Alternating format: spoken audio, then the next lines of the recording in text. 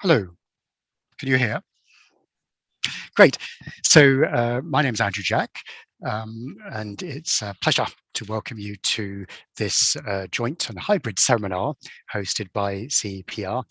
I'm the Global Education Editor at the Financial Times, so I oversee education issues around the world, as well as overseeing our free FT Schools access program. And of course, if there's been one topic that's dominated beyond COVID in general over the past 2 years, it's been the impact that that has had on education, largely negative, although of course with some potential and scope with digital technologies to adapt. And of course, there's been lots of debate and discussion, but not actually much data or rigorous studies to look at the impacts of learning. And so it's great to welcome today for a presentation initially Nicola Fuchs-Schündeln, who's Professor of Macroeconomics and Development at Goethe University in Frankfurt, as well as Program Director at CEPR. She'll give an introductory presentation, and then we'll hear some remarks from Monica Costas-Diaz at Bristol University and the Institute of Fiscal Studies, and then from Andreas Schleicher, the Director of the Directorate for Education and Skills at the OECD. And then we'll move into about 20-25 minutes of questions for the final session that we hope to hear from both those of you physically in the audience as well as those online. So I'd encourage you even from now on to use the Q&A function here on the Zoom call to make any remarks and to ask questions, and we'll try to get through as many of those as we can. So without further ado, let me hand over now to Nicola for her presentation. Thanks a lot, Andrew. So let me share my screen.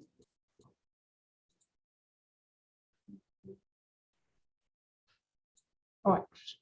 I hope everyone can see it. Otherwise, please complain. Thanks a lot for the introduction. Thanks a lot to the managing editors of economic policy to invite me to talk today about the long-term distributional effects of the COVID-induced school closures in the US and Germany. So I think the motivation for this talk is fairly straightforward, and Andrew was already mentioning it. So as reaction to the COVID-19 outbreak, governments worldwide closed not only businesses, but also schools. So business closures, they immediately do a lot of attention. And one reason is probably that the costs of the business closures, they immediately arise to the business owners, and they are also easy to measure. And that is not so much the case for school closures. I guess we all had the feeling that school closures are not good for children, but what are the costs of these school closures and what are the long-term effects of the children? And we cannot easily say that.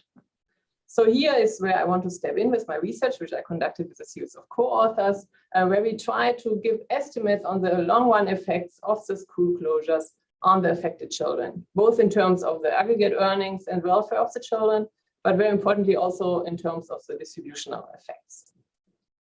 So how do we do that? Clearly, we don't have data yet on the long-term outcomes. I'm sure that will generate a lot of research in the medium to longer run. But what we can do right now is we can build a structural model to generate predictions of the long run. So in the structural model, there is a human capital accumulation function, so kids learn while they're in school, and then we can simulate what are the model predictions if schools are closed.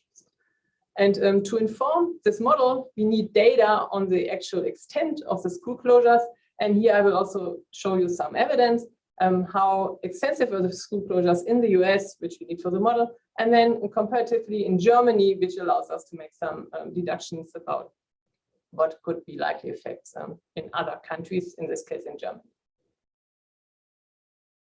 So this is a map that comes from the UNESCO, which provides these data on school closures worldwide. So here you see the map of the entire world, and darker blue means longer school closures. And first you see all countries are basically colored blue, so school closures really, they took effect in almost all countries worldwide. And according to the UNESCO data, the worldwide average were 35 weeks of school closures from the start of the crisis to the fall of 2021. And the estimate for the US, the country that I focus on in my talk today, from the UNESCO is 62 weeks. And I think it's great that the UNESCO puts together these data. I'm not quite sure how they do it, because as you might also know from your own country, there's a lot of variation of these school closures. First, within a country, There's regional variations, so schools are not closed in all regions of the country to the same extent. And then also we have a variation by school type, so potential differences between private schools and public schools, and also between elementary schools and secondary schools. So here I use the same map, but I zoom in on Europe, and what you can see here is Germany, the second country of which I will provide evidence. The estimate for Germany from the UNESCO is 38 weeks of school closures, and that makes Germany the country with the longest school closures in Western Europe, together with Austria and Italy. So it's an interesting case study to look at. The estimate for the UK is 27 weeks of school closures. For France, only 12 weeks. So there's substantial heterogeneity in different European countries and how much they relied on school closures. So very quickly, I want to give you an overview of what we know already about the COVID school closures. So first, there's an empirical literature just emerging now that documents the school closures in greater detail. So I have contributed with my co-authors on the documentation of school closures in the US, and that's the data that I will show you today. And then there are a couple of more papers that rely on the same data source. And for Germany, we don't have a very systematic overview of the school closures yet, but we have a nice survey evidence from Luca Westman and his team at the IFO, who surveyed parents and asked them what was the extent of virtual schooling that your children are receiving, what are the average hours of learning that your children do now compared to before the crisis. And right now also there are first empirical papers emerging that look at the immediate learning losses of children. So we cannot look at long-run effects yet, but we can ask, during this time of the COVID school closures, did the children learn as much as they would in normal times? And we can do that based on test scores data. And now the first countries provide these test score data. So there are some papers with US data, the Engel papers with Dutch data, the Koenig paper gives an overview of this literature. And what this literature typically finds is that the COVID school closures led to substantial learning losses, and there was very limited effectiveness of online teaching. So some studies find that online teaching was as effective as no teaching at all. And also already in the test score data, now we see a large socioeconomic gradient emerging, so that children from poorer households, they fare worse after the school closures compared to children of richer households. So this gradient became steeper due to the school closures. When it comes to the structural literature on COVID school closures, this literature relies on models of the human capital production function that were developed by Cunha and Heckman. And really, there are only a handful of papers today that use structural models to predict the long-term effect of the COVID school closures, while we have dozens of papers that use structural models to predict immediate GDP reactions due to the crisis. And so in terms of the expected long-run effects for the children, I have a couple of papers, and I will show you the evidence mostly from the second paper today. Young and Yum have a very related paper.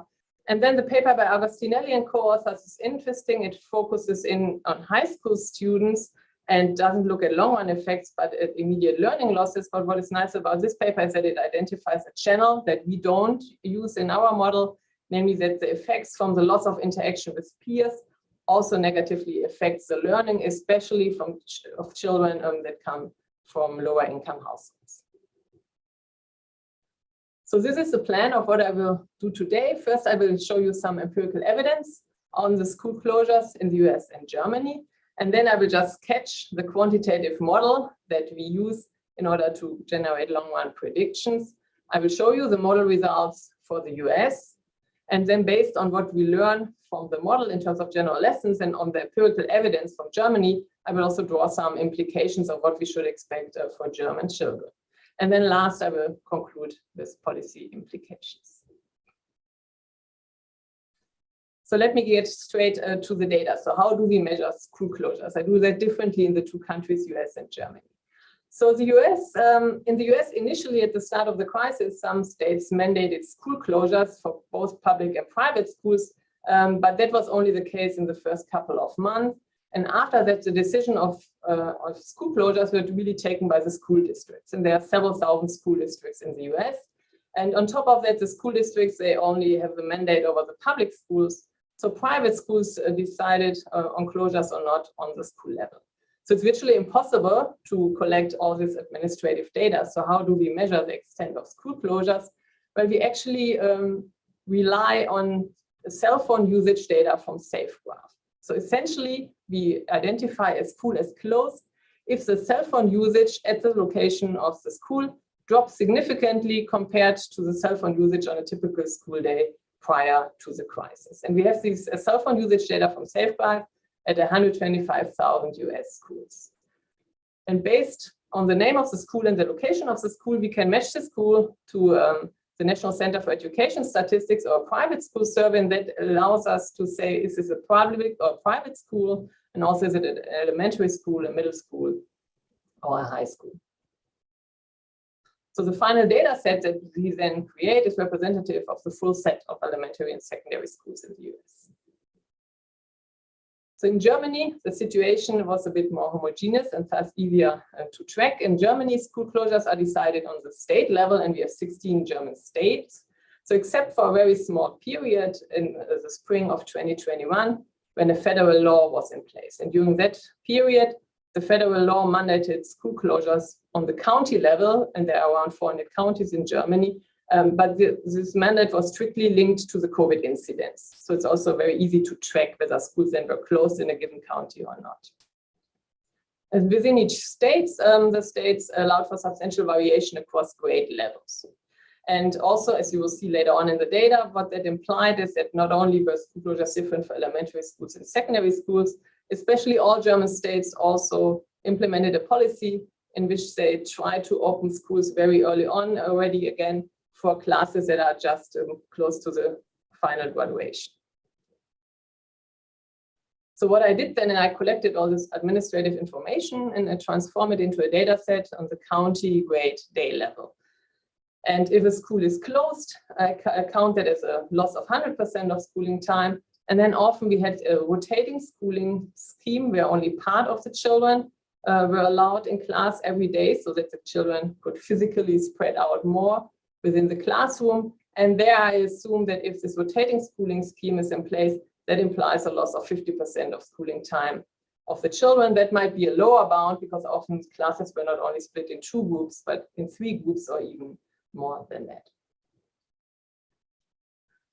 So this is how I construct the data, and here is how the school closures look like. So first, you see here, always on the left, the US, on the right, Germany, the extent of the school closures at the start of the crisis, so in the spring of 2020.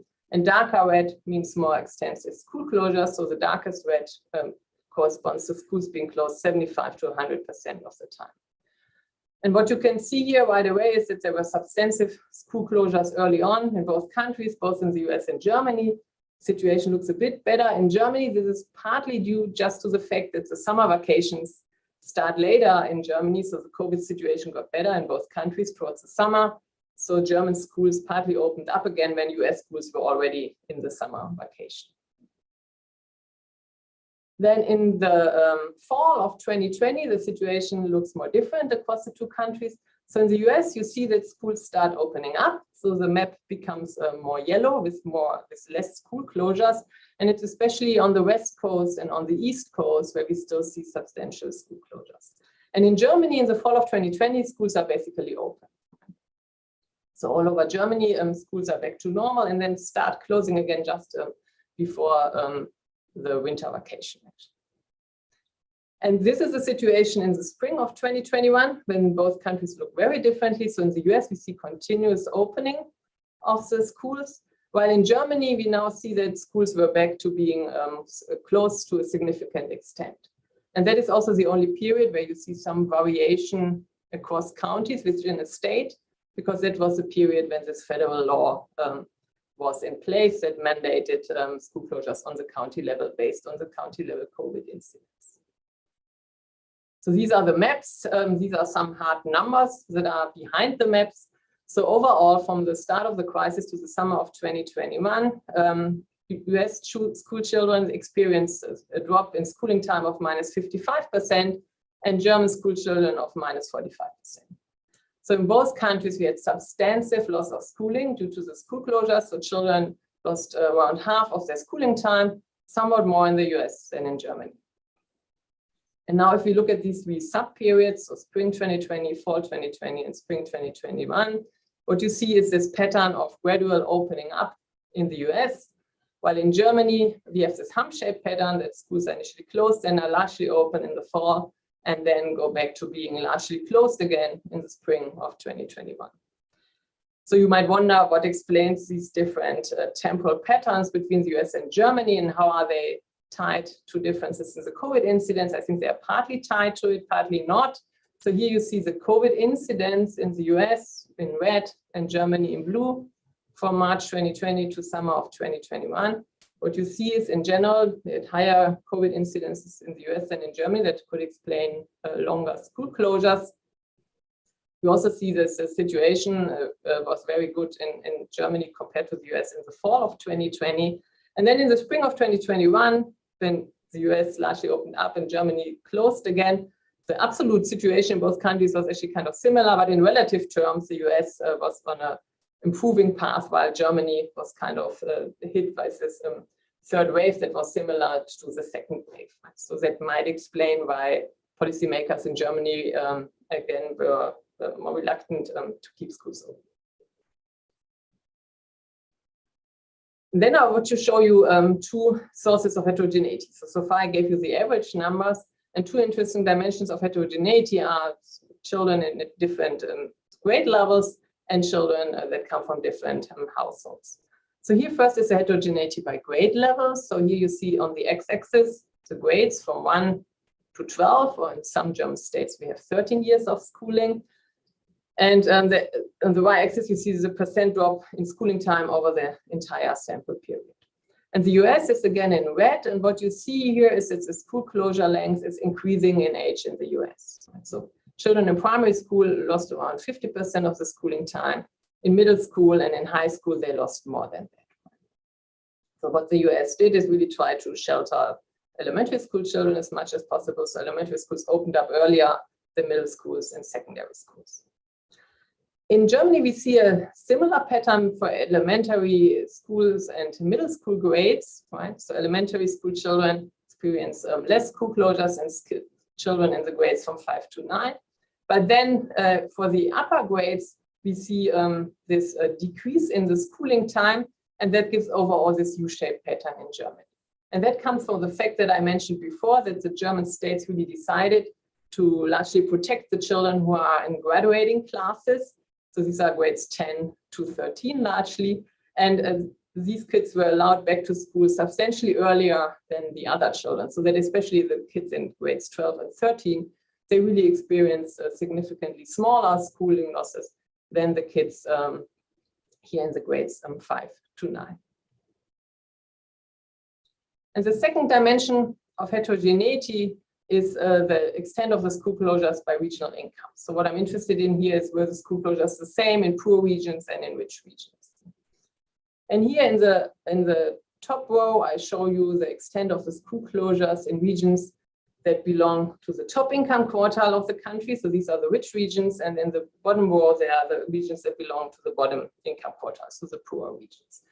And what you can see that is in both US and Germany, on average, we had shorter closures in poor periods, in poor regions than in richer regions.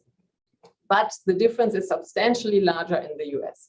So in the US, schools in richer regions, they were closed around 25% longer than the schools in the poor regions. So there's a substantial gradient here. In Germany, we also see a little bit of a gradient, but not much. That is actually largely driven by the fact that East German states had slightly shorter school closures than West German states, and they are on average slightly poorer than the West German states. So where does this large difference in the US come from? So my co-authors, André Kurman and Etienne Lallet, they look more into that. And what they find is that the variation in the US is really driven by the Republican vote share and the strength of the teacher unions. So regions that are predominantly Republican, they on average implemented less COVID measures, and they also opened up the schools earlier. And regions with strong teacher unions, they tended to have longer closures because the teacher unions were arguing largely that it's not healthy for teachers to come back to school while COVID was still in place. Right? And that also what explains this pattern that in the US, you see that especially on the West Coast and on the East Coast, which are the richer regions, we have the longer school closures.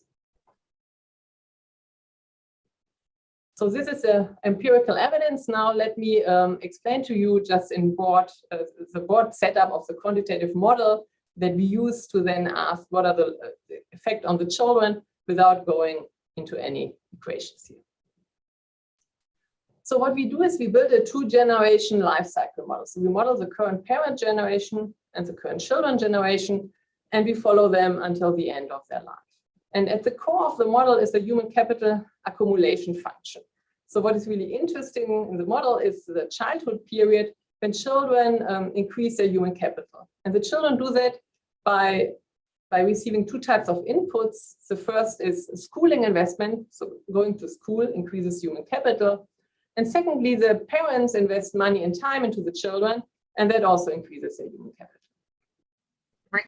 And then when the children turn 16, they take higher education decisions. So they decide whether to drop out of high school, continue with high school, or even go on to college.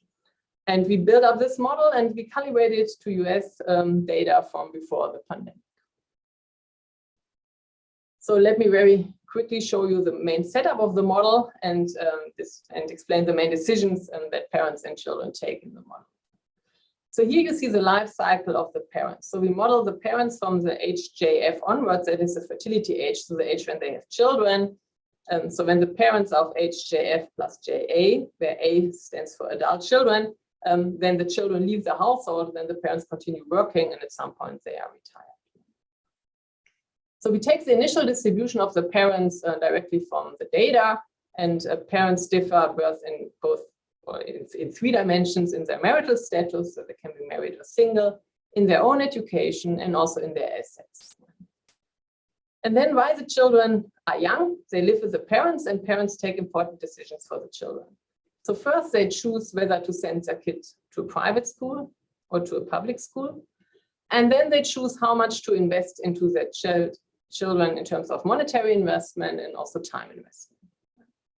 And during this period, as during all other periods, the parents also face a standard consumption savings decision. Now, when the children turn adult, that is the one point in time in which the parents can decide to leave some inter vivos transfers to the children. And the children can use these transfers to either finance college, but also to just consume or to save and consume in the future. And then after the children are out of the house, and from the model perspective, the parents are not so interested anymore. They just continue working, and at some point they retire. And let me just quickly explain the earnings process here.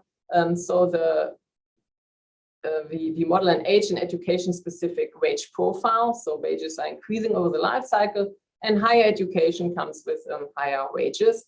And then also the earnings are subject to a persistent and a transitory productivity shock. So just to sum up, what are the crucial decisions then that parents have to take, and on which basis do they take the decision? So first they have to decide whether to send their kids to private or public school. What is the trade-off here? Well, private schools, they cost tuition, but they are more productive than public schools. So 1 year spent in a private school increases human capital of the children more than 1 year spent in public school. And then in general, investing into the children increases the future earnings of the children and their future welfare. And parents like that because they care about their children. But obviously, there's a trade-off that it lowers the own immediate welfare. So every dollar spent on the children cannot be spent on their own consumption, and every hour spent with the children cannot be enjoyed as leisure for the parents. So the parents have these 4 possible forms of investing into children. 3 involve money, namely sending them to private school, giving them monetary investment, like hiring private tutors or so on, and leaving them inter vivos transfers when the children turn adult. And the 4th is the time investment of the parents. And parents take different choices here, first because their children are born with different initial human capital, but also because they differ by the monetary resources, so both in income and assets. And they also differ in terms of available time, where we model single and married parents, and it's easier for married parents to invest time into the children than for single parents. So these are the parents. Now let's move to the children, which are really the most interesting part of the model. So we model children from age 0 onwards, so from birth onwards, and they are born with an initial ability, so an initial human capital that depends on the marital status and the education of their parents. So this basically captures nature, that the human capital of the children is linked to the human capital of the parents. And then while the children are young, they accumulate human capital by receiving this input from the parents, so monetary and time investment of the parents, and the schooling investment. So then they arrive at this age JA when they turn adult, which we model at age 16, with a certain human capital that they have accumulated. And at that point in time, they also get the inter vivos transfers of the parents. And then based on their human capital and the money that they get from the parents, they make higher education decisions. And they have 3 choices. Either they can drop out of high school and start working right away, or they can go on and continue high school, or even go on and attend college. And attending high school and college comes with psychological costs that depends on the own human capital. So higher human capital increases the incentives to go on with higher education because it makes it psychologically less costly. It also depends on the education of the parents. So we capture that in the data. Children that come from highly educated households, they are more likely to continue with higher education. And attending college, in addition, comes with a tuition cost. And then after education, children just work until they retire, and their earnings process is like the one of the children. So they also, of the parents, they also face an age and education specific wage profile. So higher education leads to higher wages. And on top of that, they have a fixed effect that depends on their human capital. So even within an education group, individuals with a higher human capital will receive higher wages later on. So human capital has two positive effects on earnings. First, it increases incentives to obtain higher education, which translates into higher earnings. And then also within an education group, higher human capital is associated with higher earnings.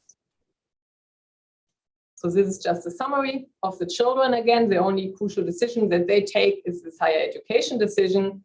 What are the costs of higher education? Well, there's first the opportunity cost of schooling. While they are in school, they do not work, so they forego some earnings. Then there are these psychological costs that I was mentioning, and there's a tuition cost in the case of college. But then what is the positive side of education? It's that future earnings depend on higher education, and within each education group, they also depend on the human capital.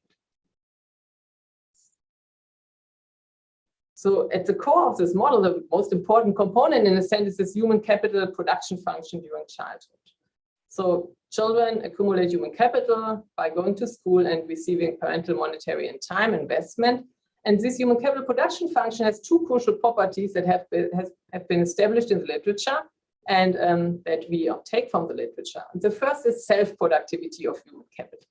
It just means the higher the human capital today, the higher will be the human capital tomorrow. So learning builds on itself. So human capital is a stock that is accumulated over time.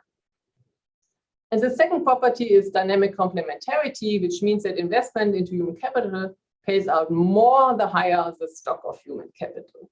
And that actually raises the incentives of parents that have smart children, such as children with a high human capital stock, to invest more into their children. And in terms of calibration, one very crucial question is whether parental and schooling investments into the children are substitutes or complements. And we take this value from the literature, and the literature tells us that parental and schooling investments are substitutes. So when schooling drops during the COVID crisis, this means that parents can counteract that by increasing their own investment into the children. However, parental and schooling investments are not perfect substitutes. So while parents can do something against the school closures by increasing their own investment, they cannot do that in a perfect way. It's very costly for them because the overall effect on the human capital of the children depends on the combination of parental inputs and schooling investments. So once we build up this model, we can use it as a laboratory to get predictions of what will happen when the COVID-19 crisis hits. And for us, the COVID-19 crisis is purely an education crisis. It leads to a temporary decline in the schooling input that differs as we observe it in the data by the age of the child, by the school type, and by the income of the parents. And then within the model, parents and children adjust their behavior in response to the shock. They observe this shock, and then they optimally react to that. And as you will see, parents increase their own investment into the children substantially while the schools are closed.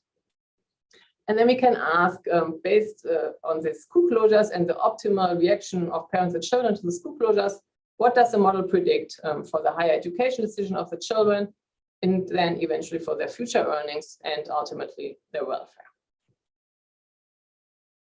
So these are then the model results for the US. So these are the baseline results. So let me walk you through them.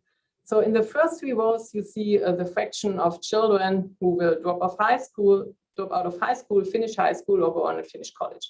And in the baseline, so without the school closures, 12% of children will become high school dropouts, 55% will finish high school, and 33% will finish college. And here now, this is the school closure effect. So how does this change based on the fact that schools were closed during COVID? And what you can see is that the fraction of high school dropouts will increase by 1.6 percentage points, and the share of college graduates will decrease by 1.9 percentage points. This might not sound that dramatic, but if you take it in relative terms to the baseline values, that means that the overall number of high school dropouts will increase by 13%, and the overall number of college graduates will drop by 6%. So we see a substantial worsening of the final educational attainment of the children. So where does it come from in the model? Well, it comes from the fact that the children arrive at age 16, which is substantially lower human capital than they would have had in the absence of the school closures. So the human capital of the children drops by 2.8% due to the school closures. And given that they now have lower human capital, that reduces the incentives to invest in higher education, and that results in this worsening of the final educational attainment.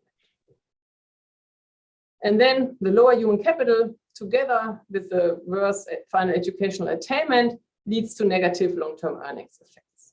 And the model predicts that on average, the gross earnings of the children will fall by 1.7%.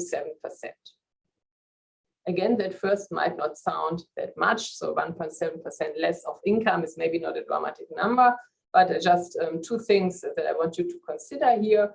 First, this is year after year, and we are looking here at children who still face 45 years in the labor market. So year after year, they will have 1.7% lower income, that's the model prediction, than they would have had in the absence of the school closures. And secondly, the number of affected children is just very, very large, right? So if we sum up this number over all affected children, and then we discount these earnings losses to today, they actually sum up to minus 2.4% relative to the US pre-crisis GDP. So the US GDP dropped by 3.6% in 2020. That was the immediate cost of the COVID crisis in a sense. So what you see here is that the cost of the school closures, they only arise in the future, but they're actually in the same order of magnitude than these immediate effects that we could immediately observe in the data. And then ultimately, the lower earnings, they lower the welfare of children. So if you measure the welfare as a consumption equivalent variation, the model predicts that the welfare of children will be 1% lower than it would have been in the absence of the school closures. And just to stress this, all these are the effects that are present despite the increased parental investment into the children. So what the model actually predicts is that parents substantially increase their own investment into the children. They raise their monetary and their time investment both by close to 20%, while the schools are closed. But despite these substantial efforts of the children, these are the long-term losses. And if the parents would not react at all to the school closures, then the losses would be around 30% larger. So it matters, the parents' efforts pays out, but still we see substantial losses for the children. So these were the average losses, and now I want to look at two different dimensions of heterogeneity. The first is the age of the child when the schools are closed. And here, what you can see is that the welfare losses are decreasing in the age of the child. So children who are hit by the school closures at age 14, they have lower welfare losses than children who are hit at age 6. And this is despite the fact that these older children, on average, have longer school closures. So you might have expected that maybe the effect of the older children is larger because they have longer school closures, but that is not the case. Where does it come from? Well, that comes from the self-productivity of human capital. What the self-productivity of human capital implies is really that any loss in human capital is worse the earlier it happens in the childhood, because any learning loss today makes learning in the future more difficult. So very intuitively, if the children at the start of elementary school, if they don't learn how to read well and write well and do math well, that will make learning in all future periods harder, and there are still a lot of future periods of learning to come for these children. By children of age 14, first they're at the end of the schooling time anyhow, so there's not much more learning going on for them. And then also intuitively learning less calculus, or maybe analyzing less novels or so on. That is certainly detrimental, but not as detrimental as not learning the basic skills so well. So one implication of the model is really that school closures are especially harmful for younger children. And the second dimension of heterogeneity that I want to discuss is the income of the parents. And here you see the welfare losses of children who come from households that belong to the top quartile of the income distribution, and children that come from households who belong to the bottom quartile of the income distribution. And what you can see here is that the welfare losses are decreasing in parental income, and substantially so. So the welfare losses of the children from poorer households, they are twice as large as from children from richer households. And that is again despite the fact that we had longer closures for children in richer regions.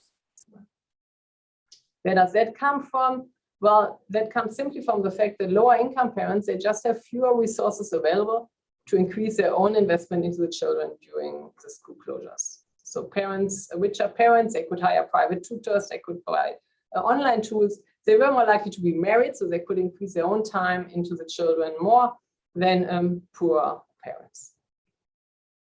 So the second important implication from the model is then that school closures are especially harmful for children that come from poorer households. And third, in the US, we have this dimension of school type, private and public school. What we observe here is not surprising, lower welfare losses for children in private schools. The reason is here both that private schools were closed shorter, and also that on average, parents in private schools have higher income. So these are the results for the US. So we don't calibrate the model to Germany, mostly because we lack data in Germany for parental inputs into the children. But based on what we learn from the model and of the evidence that I showed you on the German school closures, I think we can draw some implications of what would we expect for children in Germany. And if you think of other countries where you might have information on the school closures and the heterogeneity in school closures, you could draw similar implications. So first, we might expect somewhat smaller average losses for the children in Germany than in the US, simply by the fact that the average closures were somewhat shorter in Germany than in the US. But then secondly, what I would expect is that we see a stronger age gradient in the losses than in the US. And that is mostly from the fact that the older children in Germany, they were largely protected from the school closures, and they faced the shortest closures. But the model tells us that school closures are not that detrimental for older children anyhow. Right? So from the model perspective, it makes sense that governments try to protect the young children, not so much the old children, while Germany also chose to protect the oldest children a lot from the school closures. Right? So that should lead to a larger age gradient in the losses than in the US. And I would also suspect that we will see a stronger socioeconomic gradient in the losses in Germany than in the US. And that could be due to two reasons. First, we have this more homogeneous school closures by regional characteristics. So in the US, we have this countervailing effect that schools in richer areas were closed longer than in poorer areas. We don't have that in Germany. So that could increase the socioeconomic gradient in the losses in Germany. And then also these children in the highest grades, in the grades 11 to 13, those are the ones in the highest track of the German tracking system. They come disproportionately from well-off households. They face the shortest closures. So that should also increase the socioeconomic gradient in the losses. And last, one crucial difference between the US and Germany is that we have a tracking system in Germany. So in the model, discrete decisions really play a role. So the decision of whether to drop out of high school or continue high school, for example. And in Germany, the first very important decision of this kind comes much earlier because Germany tracks children at the age of 10 into different high school tracks. Right? And that could potentially increase the socioeconomic gradient of the losses, especially for the youngest children who still face this tracking decisions. And then let me conclude by some policy implications. So now, given that the school closures happen, what should governments do?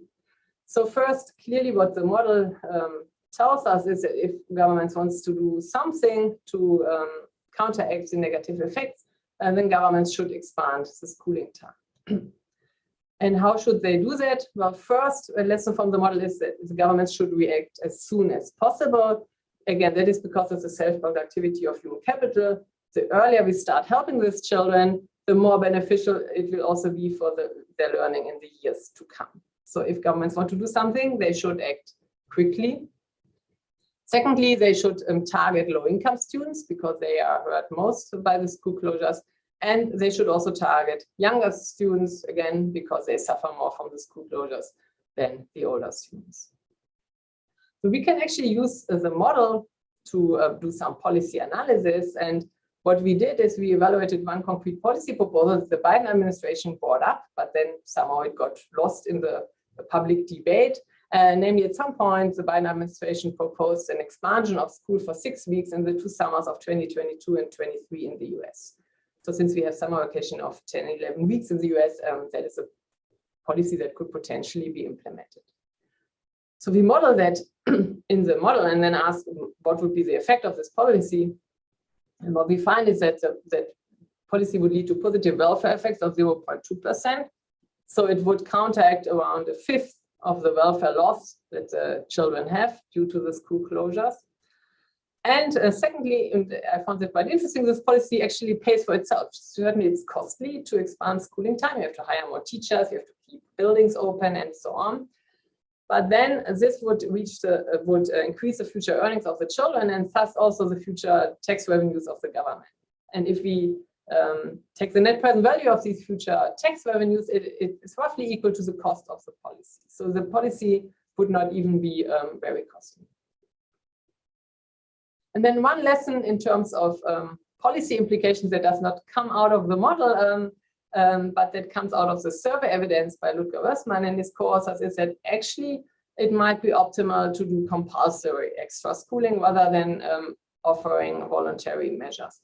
Because what Ludger Wössmann and his team find in this one of their German surveys is that 31% of children from college-educated parents took advantage of some voluntary support measures that were offered, like also weeks of summer schooling, but also free tutoring and so on. But only 18% of the children from non-college educated parents took advantage of these measures. And the model tells us it's especially these children that come from poor households that need the help, but somehow, and we can discuss the reasons later on if you want to, these children are less likely to participate in these measures. And that the conclusion from that would be that it would be optimal to do compulsory extra schooling. Okay, then let me quickly conclude. So we build a model to get an estimate of the long-run losses from the school closures on the children in the US, and the model predicts an earnings loss of minus 1.7% that corresponds to minus 2.4% of the US pre-crisis GDP and a welfare loss of minus 1% on average. And there is a substantial socioeconomic gradient in the welfare loss, and young children suffer larger losses than older children. And in terms of policy implication, what we find is this increased schooling after the pandemic would help and can actually be self-financing. And for Germany, I do these implications that we might possibly have smaller average effects, but also potentially a stronger socioeconomic gradient in the losses.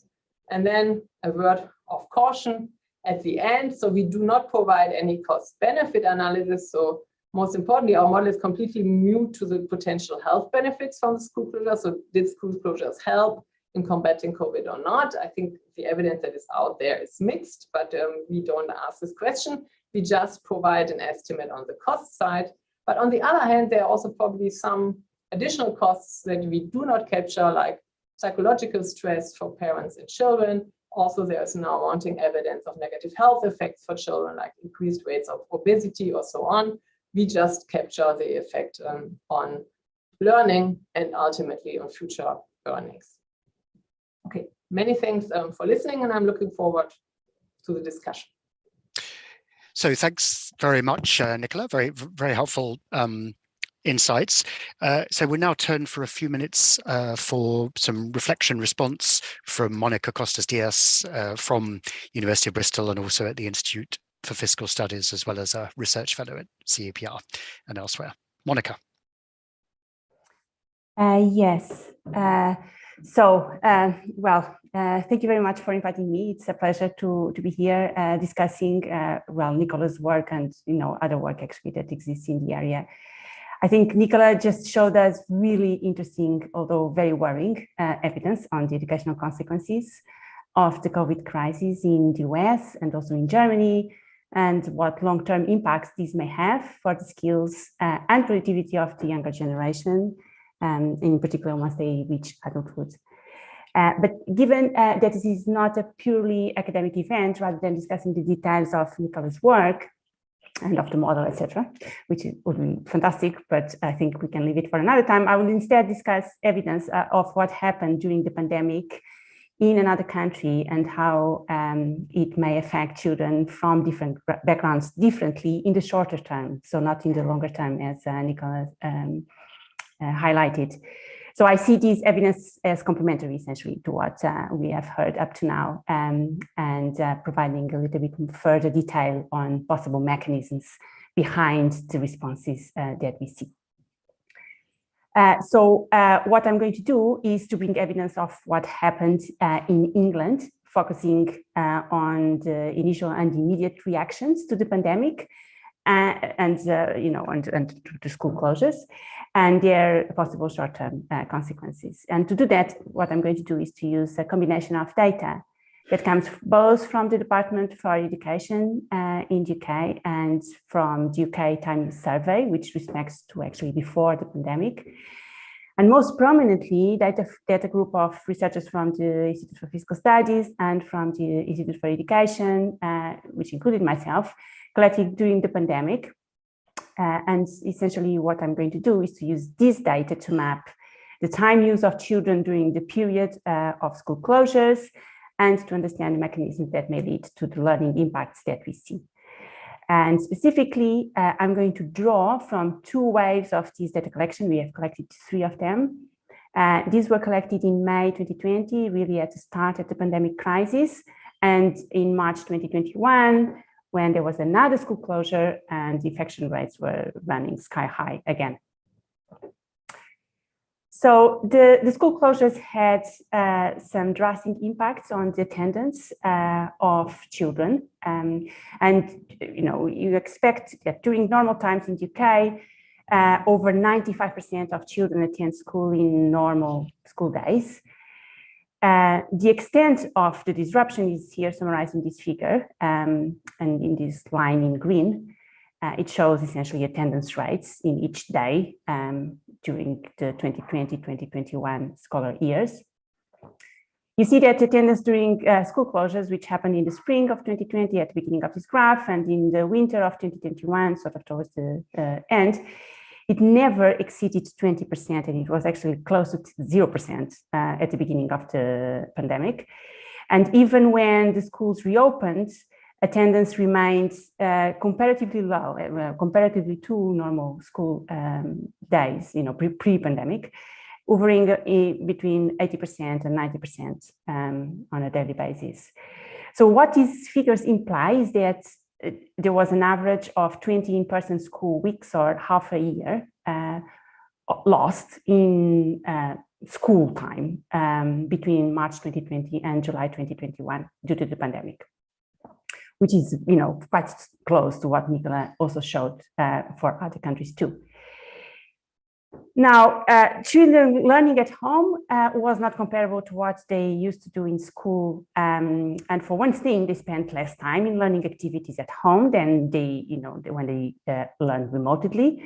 But they also did different types of activities from what they typically do in school. And, the productivity of these activities, even when comparable, may not be the same as in school. So this figure here shows is for the first school closure, and it shows it's for the first and second school closure.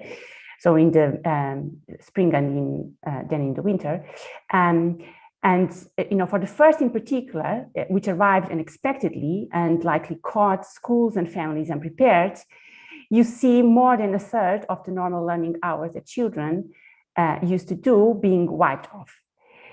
And these experiences from the first school closure, we think, have helped improving home learning during the second one. But learning time, even although higher, it remains low as compared to pre-pandemic levels, even in the second school closure, so almost a year after, down from normal times by about 8 weekly hours for primary school children and 6 weekly hours for secondary school children, so a little bit less for secondary school children. We also see that, in particular, in the first school closure, the learning time did not fall uniformly across the socioeconomic groups. And we see that learning time, for instance, fell by about 8 weekly hours more among the school children from the most disadvantaged backgrounds than among school children from better off families. So, those from poorer backgrounds seem to be doing comparatively substantially less than richer children or children from richer families. Now, this socioeconomic gap in learning time was compounded by gaps in the remote learning activities that children did too. One would expect that, in particular, interactive activities are likely to be more productive than those which are more passive, even though actually Nicola showed some or mentioned some evidence that seemed to indicate that none of them seem to have much of an impact anyway. Still, we expect potentially, the impacts to be slightly different, if not a lot, from these different activities. What this figure shows is evidence of large socioeconomic gaps in how children spent their learning time during the first lockdown.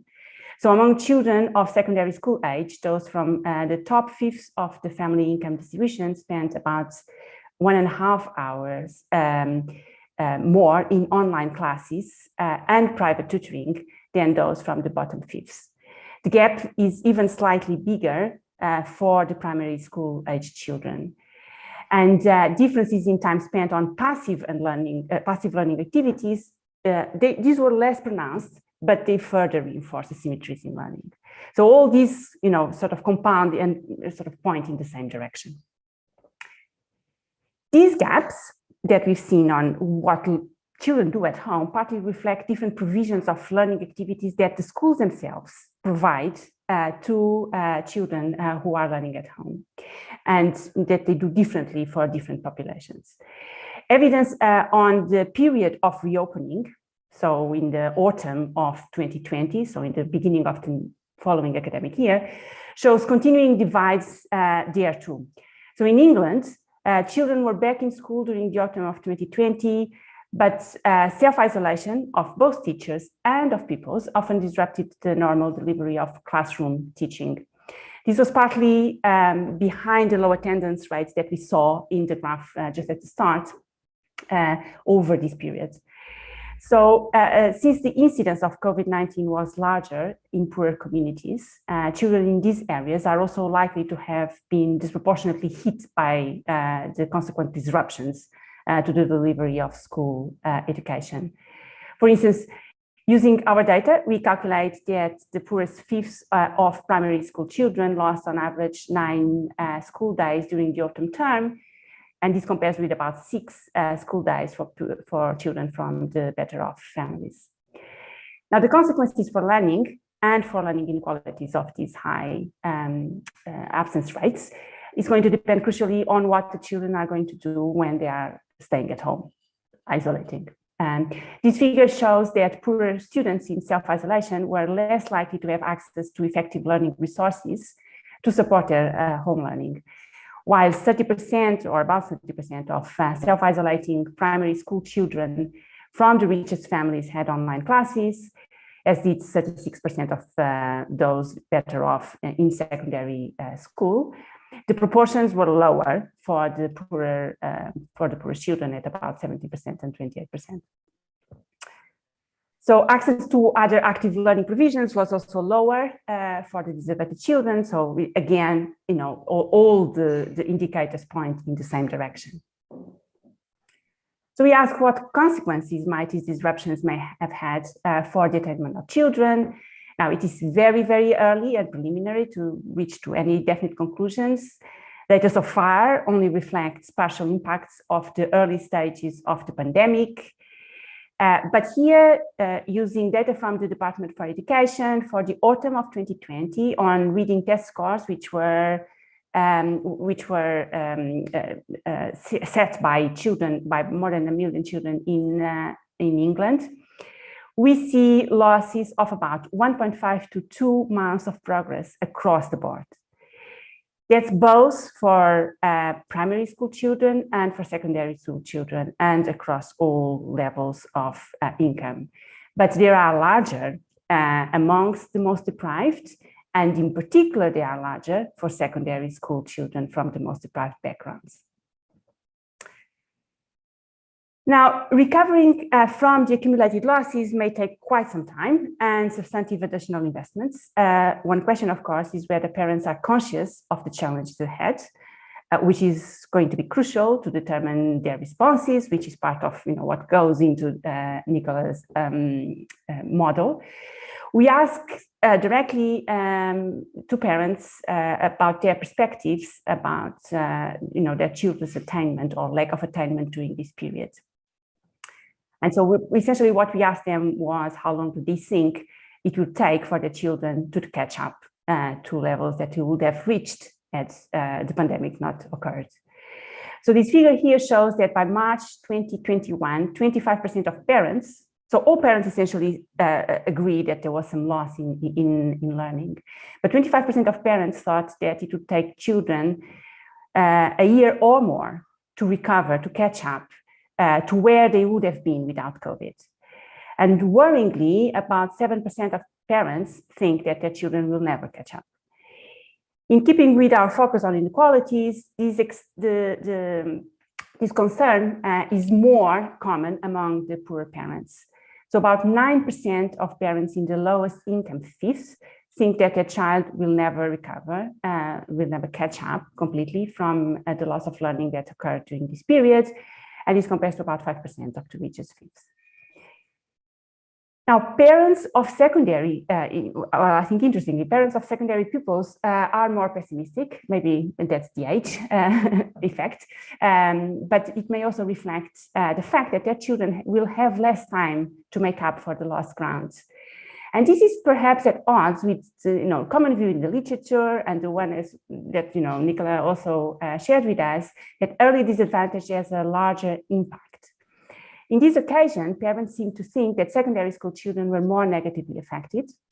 The early test results also seem to support that view. Of course, that doesn't mean that they don't recover quicker than primary school children. But this early view is not totally in line with that. Monica, we need to wrap up fairly soon, please. Yes. So just to show you this last graph here, it matters in terms of policy. So parents may actually, hope that not only they will have to put in some more investments, policy will also help. And some policy interventions were already implemented that provided extra tuition for children. And this graph here shows the extent to which children are offered this extra tuition and whether they take it up. And actually, in line with what Nicola showed, we see that, first of all, that the distribution of the offering of extra tuition was not uniform across the distribution of income. It was amongst, in particular students who are in their majority in state schools, it was more concentrated towards most deprived students. And perhaps, to make up for their comparatively bigger losses. But we also see that these students are much less likely to take up the offered tuition if it is available to them. And so, just to wrap up, there is, an important message from these figures, which is that when it comes to reducing educational inequalities and making up for the pandemic-induced losses in learning, policymakers need to consider not just who is offered additional opportunities, but instead it is just as important to consider what opportunities are being offered and which children are going to take it up. And the discussion here, we can leave it for the question and answer session. Thanks very much, Monica, very helpful insights. And now I'll turn over for a few minutes to Andreas Schleicher of the OECD before we open up to questions for the 15 minutes or so. Andreas. Thanks so much, Andrew, and I really enjoyed the presentation by Nicola. I thought it was a really thoughtful analysis, and I do think it's important for us to be aware of the magnitude of that impact. But I think one caveat I would make is that during the pandemic, during school closures, not all learning got lost. There was very, very significant efforts, and in fact, just to quantify this, you could see that there was a major investment in technology. Basically, when you look at all the OECD countries, 9 out of 10 put a lot of effort in, subsidizing devices, putting learning platforms into place, infrastructure in remote areas, a very significant investment in technology. And you do have countries like Estonia for which that actually was not much of an issue. They were just very well prepared, or countries like the Netherlands that were very quick in mobilizing resources for this. I do think we need to factor that in. When it comes to, doing school closures, students needed to be able to learn on their own, obviously, to have that, capacity, the learning strategies. And we surveyed students on this, and you can see overall the numbers look actually quite good. You can see here 80% of 15-year-olds saying, when I'm in a difficult situation, I can find my way out of this, or, I try to learn as much as possible. I find satisfaction in working as hard as I can. So in principle, it seems that, students have the motivation, the self-efficacy to actually learn on their own. But then I want to show you, just a picture, that illustrates the problem really well. And I think also Nicola's point, how the pandemic has amplified social inequality, you can see that here very well. Before the pandemic, when it comes to access to online learning, you could actually see that we didn't see much of a difference between, students from the top income quartile and the bottom income quartile in this particularly online learning platform. But then you can see how the pandemic struck. All the lines go down, and afterwards, this was the period, of remote learning. You can see students from wealthy background actually, getting back on track, using the technology, using the learn platform, probably well supported by the parents, while students from disadvantaged background continued to sort of be left behind. And I think this is a problem that, access to the technology is not enough to actually continue. You need to have those mental prerequisites for this. And actually, some pre-pandemic data from PISA illustrate very well why this is the case. You can see, for example, here there are huge social gaps in students' self-efficacy and their motivation to master difficult tasks in their learning goals. And they are visible in virtually every country for which we have data. So basically, the prerequisites for learning very closely depend on social background. So even if you give every student the same computer, every student the same kind of learning program, the prerequisites to learn on your own really vary by social background. And that might contribute to some of the differences that we have seen earlier. Second part, when you learn on your own at home, you need parents to support you.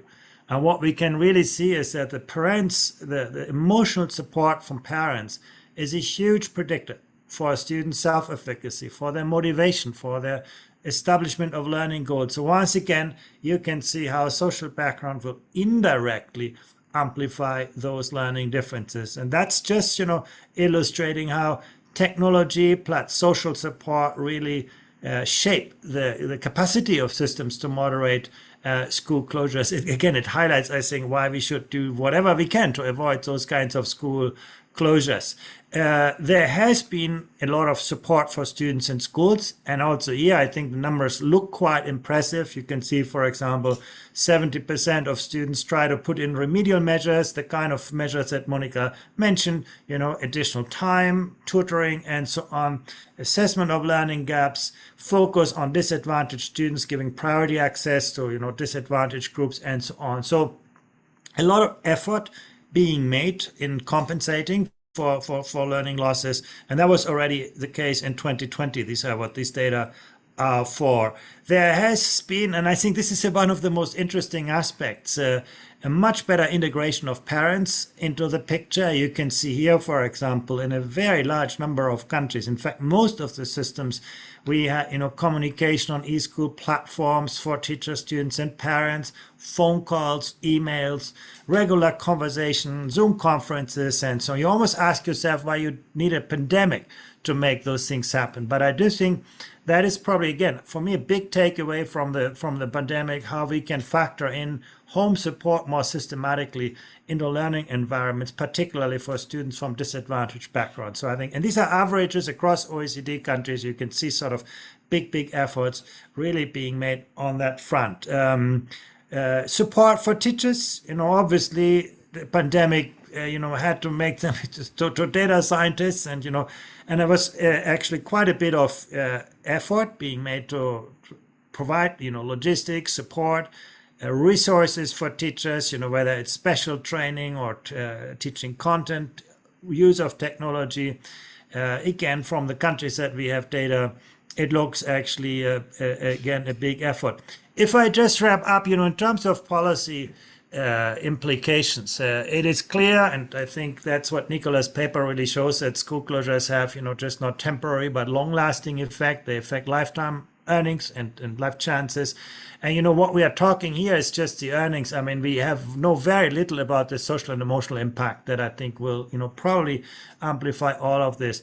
What is really key is to ensure better predictability of services for students. What we actually found in our analysis that the most important part is for every student to have a dedicated contact. It didn't need to be a teacher, but to be someone there who tracks their progress, particularly those from more disadvantaged backgrounds. Now, it's also clear that, where we cannot avoid school closures, daily schedules for hybrid learning work a lot better than weekly or monthly ones. You lose actually the most disadvantaged students in a week or at the most a month. I think that's a big lesson. Where, you have limited capacity, prioritize the youngest, prioritize the disadvantaged when you can only put some people back. And I think a lot of mistakes were made on this. Initially, we saw, the small kids are sort of harder to control. So basically you put back the older ones. But I think now after the first phase of the pandemic, most countries are getting it right, that it's the younger children, the disadvantaged, that need the online, the physical access. Now, learning is not a transactional phenomenon. It's always a social relational process, particularly for the disadvantaged. We can do a lot better to align resources with needs. And you can see actually during the pandemic, the emergence of funding formulas actually that where the school resources reflect social economic conditions of students in schools, sometimes geography. I think that was the exception before the pandemic. You can see actually it's becoming the norm. When it comes to the delivery, obviously early diagnostic and intervention is going to be absolutely key, and schools often are not very well equipped. We still often have a kind of one-size-fits-all kind of approach to this.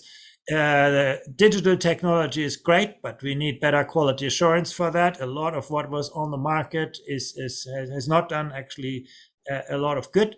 The learning platforms where they exist. The most successful ones were the ones that, crowdsourced material. So basically not just broadcasting material, but engaging teachers and students in the creation, curation, and sourcing of material, and so on. Last point really on content, a big lesson, but really hard to do in practice.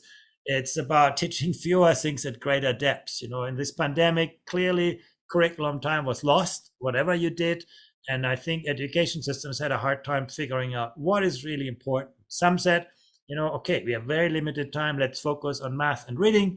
Others said, well, in this period, the social and emotional needs of students are most important. Let's broaden the range of subjects. I think, we need to think much harder about this and more systematically. And when there is, again, limited capacity for presential learning, focus on new material. Whatever is a rehearsal, you can do well at home. That's where, home learning is actually very, very good at. And focus very much on motivation and the development of effective learning strategies. As I showed you at the beginning, where students have those prerequisites for learning, they're actually on their way. They can compensate for learning losses. Where they don't, this is where this whole thing becomes a real issue. Thank you very much. Thanks very much, Andreas. Very, very, very helpful. Could you actually, I don't know if it's possible, you might share even in the link a version of that report, the latest stock take, as it were, of insights. And perhaps I'll just kick off, and then we'll go to some questions that we're getting in, I see. But starting from the end point, as it were, and you and Monica and Nicola all highlighted potential policy implications. What so far is the evidence of actually what has worked most effectively in terms of catching up with learning loss? Don't know if Andreas, you might want to start. Yeah, again, I think the most important part is to establish that personal relationship.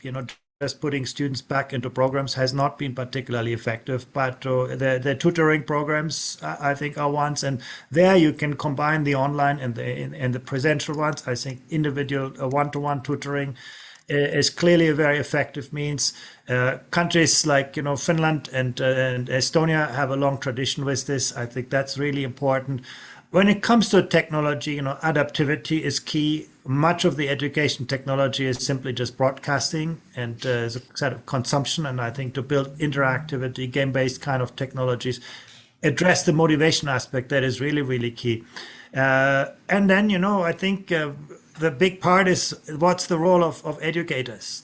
Educators who are just great instructors are not very good to have students catch up. You need to be a good coach, a good mentor, a good facilitator, a good evaluator, a good psychologist, a good social worker. And I do think education systems that have a broader remit for teachers clearly have an advantage to have students better catch up. Last point, really flexibility in curriculum time. If you in this moment, you need to give schools and teachers greater discretion of how to distribute curriculum time to ensure that students who need additional support have access to additional time. I think those things do really matter and have proven to be quite successful. The interesting thing is when you look at learning losses, that they vary enormously across countries. You have countries where you can just see sort of a slight dip, and other countries where there's a big chunk of learning that has been lost. Nicola, does that resonate with you? You talked earlier on about, for example, the US proposal that then seems to have fallen away of increasing duration over the summer, for example. And I don't know about in terms of German experience as well. Yeah, I think, Andreas raises a lot of very important points, and also points, I think what's very important about this message is that we have to look at the details, and I think the model is not the right way to go, really, but establishing the connection between the teacher and the students and so on. But what I found very interesting was this, that Monica showed evidence from the UK that lines up so well with the evidence of Germany, that if you make these measures voluntary, then it's really the children of rich parents who participate. And I don't think we really know why that is, but I guess one hypothesis is that the rich parents, they just have more, they pay more attention to this, they have more resources really to pay attention to the education of their children. So there's an additional resource in which they are better equipped than poorer parents who just struggle with a lot of issues. And that might point to really either compulsory measures or making sure that we reach the children who most need these measures in whatever way that can be done. And it might be really one-to-one mentoring programs also to get them engaged. Yeah, Monica, what's your take? Yes, so in addition to that, I think what we found as well that I didn't have the time to show is that, parents have different support for different types of policies.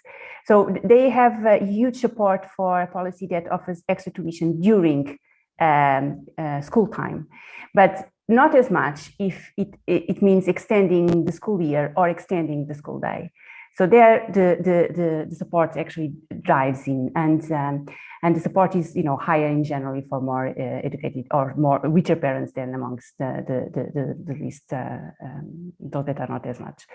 So in my view, although this tuition which was offered in the UK was done during the school days, and the take-up wasn't great amongst some of the children that potentially would need it the most.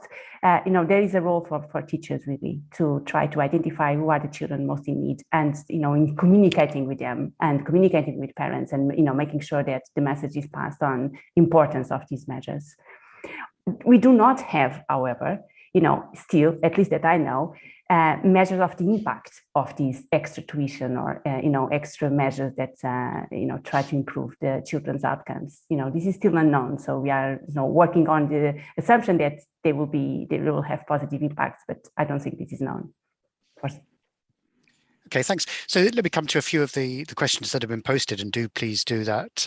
Continue to do so. There's one here, maybe. This is to you initially, Nicola. So David Neumark says, so schools didn't just close, they went online, but there doesn't seem to be anything in your data measuring that decline in short-term learning. So doesn't that make it difficult to draw conclusions from the structural model, and that you could be overstating the long-run effects? So the importance of digital learning. Yeah, I mean, that's a valid point. So basically in our model, we assume that digital learning is not effective or did not take place. I think both Monica and Andreas showed some evidence that it did take place, not to the full extent, but I don't think we know much about the effectiveness yet. Importantly here, the early studies that analyzed this, so the study by Engel, for example, for the Netherlands, they found virtually no effect of digital learning. So they say it's as good as no learning. I think later studies find more of a bit more positive effect. And it might be due to what Andreas was pointing out, that we really increased, countries increased their resources, they invested into the tools of digital learning, and that the teachers learned how to teach in a digital way and so on. So it might be that the situation improved, and especially that we might be better prepared if that ever would have to happen again, that we have to close schools. I hope very much not, and I hope we would think more about the costs of that. But I do think we are now in a better situation. But yeah, in the baseline, we assume no effectiveness. I mean, we have sensitivity analysis. We assume some effectiveness, and you could say roughly that if it's 50%, if full digital teaching took place and it's 50% as effective as normal teaching, then the losses would be half as large. So that would be it. But I think what's very important there is that there's all this evidence that, especially in the digital teaching, we have a stronger socioeconomic gradient. So first, the better equipped schools, they offer more digital teaching, but also children from a well-off household, they're more likely to participate. They have their own space to sit. They have the parents who wake them up and tell them it's time for a virtual class now, and so on. So I think the socioeconomic gradient would be larger. But yeah, the hard data on that is just emerging, and so far it's quite inconclusive, I would say. So interesting question from Bernard Casey here. I don't know whether Monica or Andreas, you want to try and answer from the longer term. So what happened? What's the impact that the less productive children, as they put it, will be on their own children? A second round intergenerational effect. Andreas, longer term studies suggest any impact and what one can do about it? Well, you can conjecture from what we know about those children in regular situations, and the intergenerational effect is very real. Parental education, parental social background have a huge effect on learning outcomes among their children. So if you lower that score for the parent generation, you're going to definitely see that in the next one. And actually, education has, in many countries, is not very effective in moderating those kinds of effects. The one question, I would still raise, and that is, we are talking about the losses here, but what the pandemic, it has clearly also led to some very positive changes. It strengthened, students' capacity to learn on their own. It created a greater variety in learning environments. And I also think this aspect, when you talk about intergenerational mobility or equity, there's a lot more attention to this now than before the pandemic. And I think, the long run effect of greater attention to providing more equitable learning opportunities could perhaps, compensate or maybe outweigh some of the short-term effects that we see from the losses. I think that's going to be really, really important to look at in the long run. Thanks. It's an interesting question, maybe to you, Monica, from Martin Forsey here. He's interested in the assumptions underpinning these models, including the idea that time spent in school is efficient. So the longer you spend in school, the more is learnt. Is it possible, in fact, he says, in normal school times, there's less pressure to meet a set of prescribed goals, and in COVID, schools became more efficient in their delivery? It is possible. And again, I think it's definitely possible, in particular, in going from the first lockdown, then to the reopening, and then to the second lockdown, because, schools actually learned, I think, how to use these tools more efficiently. And, on the other hand, there was a real focus on, children being struggling and therefore needing extra support, and then therefore, further focus on how to actually provide support. So I think, again, it is still early to know what the impacts of these, huge disruption that we haven't seen in the past are going to have in the short term, not to talk about the long term, right? We can only refer to what we knew from before, from completely different times, as Nicola did, right? And so, it's a best guess, essentially, informed guess, but it's still a guess because we haven't seen anything like this before. Certainly, I've seen the converse argument that, for example, in Africa, in some lower income settings, the learning loss now is less than the models were predicting. And that might actually be because the time in school wasn't so effective, in fact, as previously people had thought. So the evidence I showed, which is, essentially refers to the first lockdown and the test scores just after the first lockdown or in the beginning of the reopening, right? And that shows, very strongly that there was a big loss compared with what the children would be expected, the level at which they would be expected to be at in normal times. And this sort of refers to each child and each development of each child. So I think, earlier on, I think there is almost no doubt now that the impact was large. Now, whether, the makeup policies and focus might have actually, changed that, soon, I think that's an open question. Sure. Andreas. Andrew, I think you raise a really important point. I mean, what our international comparisons show is that the relationship between volume of learning time and learning outcomes is very modest. In fact, students in the UAE spend twice as many hours learning than students in Finland, and they learn a lot less than students in Finland. So I do think we need to look at that productivity question. And what I do see that this pandemic has focused attention on that productivity question. That how do we configure space, time, people, technology to produce, superior learning outcomes? It's a kind of one-size-fits-all systems that we currently have will not make that great, no? Sure. Maybe to you, Nicola, there's a question from Martin Forsey about the importance of understanding why richer parents engage more. And he cites the work of Annette Laureau, concerted cultivation amongst the upper middle class in the US. Are you familiar with that work, Nicola? No, I'm not familiar with that work, but I do think it's clear that richer parents, they have more resources, and they are probably also, they might be more aware of the consequences, and it's not so much because they have a higher IQ. So it's really, I think, this attention that is very important. So we have this entire literature now on rational inattention, that if we cannot spend attention to everything, so we focus on things that are important. And I think that is especially also the case in the pandemic, that many poor individuals, they were also, Monica was pointing that out, they were hit harder by COVID. They were often more likely to be in jobs that were deemed essential, so they had to continue working and so on, and under very difficult circumstances, while especially many higher income earners could become more to homework, working from home. And I think all these things matter and just compound to this socioeconomic gradient that we are seeing. Sure. There's a couple of questions here about the interaction with parents. One saying, did anyone measure parents' satisfaction with teachers' digital skills and their adaptability to e-teaching?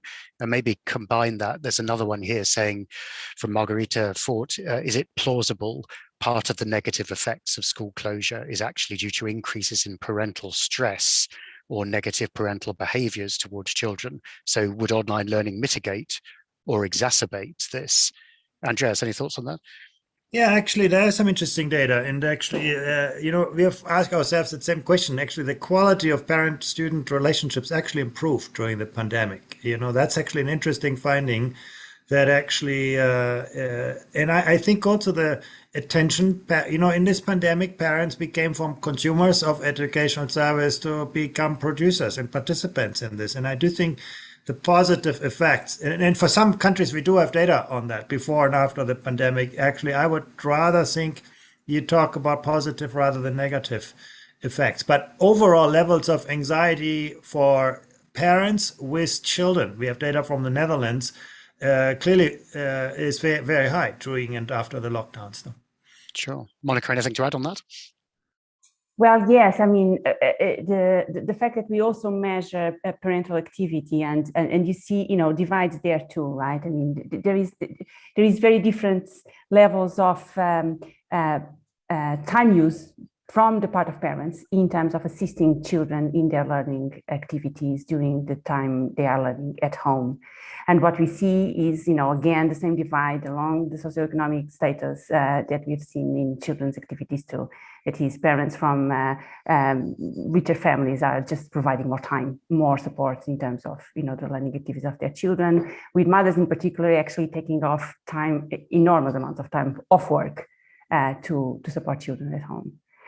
But that's something that we've seen even before the pandemic, right? Which is that, even among working mothers, for instance, you see mothers from, in particular higher education, providing more time at home in support of their children, which again, is one of the mechanisms reinforcing these inequalities that are formed from early childhood. Sure. Nicola, we're running out of time, but very briefly, perhaps just a final thought and maybe linking to a final question here about general equilibrium effects, where if the supply of HC is lower, the argument goes, won't its price increase offsetting the earnings declines, in fact? I mean, so the paper that I was mentioning by Ying and Hume, they look at general equilibrium effects and they are a little bit countervailing. So if you have, for example, less supply of high-skilled workers, that would affect the skill premium and so on. But I do think the effects are relatively mild. And we also have intergenerational effects here, maybe. So maybe it actually benefits the old if there are less skilled young entering the labor market. So there are more effects we can look at. One thing that I found more interesting even than the general equilibrium effect is both effects. So what does it mean? I mean, especially if we look at the US or Europe, we are all economies that rely a lot on our human capital. So that's what we are rich in, human capital, and not some other natural resources. So in that sense, also what you were mentioning before, if we compare across the world income distribution also, we could see interesting effects and what it means for future growth of countries. So I think there is still a lot of things we need to learn and about and study more. Okay, well, I'm afraid we're pretty much out of time. Andreas, I don't know if just remind us briefly the title of the study in which your slides were shown, so people can perhaps Google it afterwards. Yeah, I'd be happy to share it. It's basically our study on COVID contingency in the OECD, where I've drawn most of the material from. Great. Okay. Well, look, thank you, Andreas, Monica, and Nicola. Very, very helpful thoughts. Thanks, everyone, for your excellent questions. Sorry we're out of time, but I think some really interesting ideas and of course, a really important set of issues, unfortunately, being overshadowed by so many other big concerns in the world, which are going to put a lot of stress and resource pressure on attempts at remediation and improvement. But thank you very much indeed. Good to see you all. Thank you. Thank you. Thank you for the discussion.